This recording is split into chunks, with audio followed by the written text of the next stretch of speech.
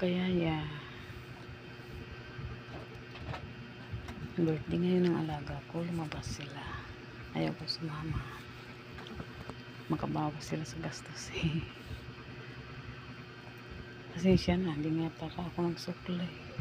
Yung bang naglalay o nagbibideo, nakatodo makeup, pero si Lola Nanay hindi. Okay na ako. Thank you nga pala sa mga nanonood, subscribe, wala na mga nagsishare.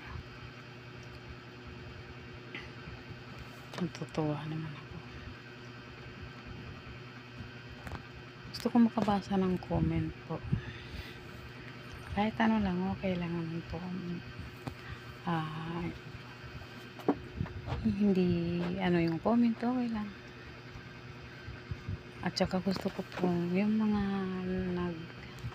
nanonood, nagsusubscribe, sundan yung buhay ni Nanay Lola, Yaya. Gusto ko pong makabasa kung ano, kung taga saan na sila.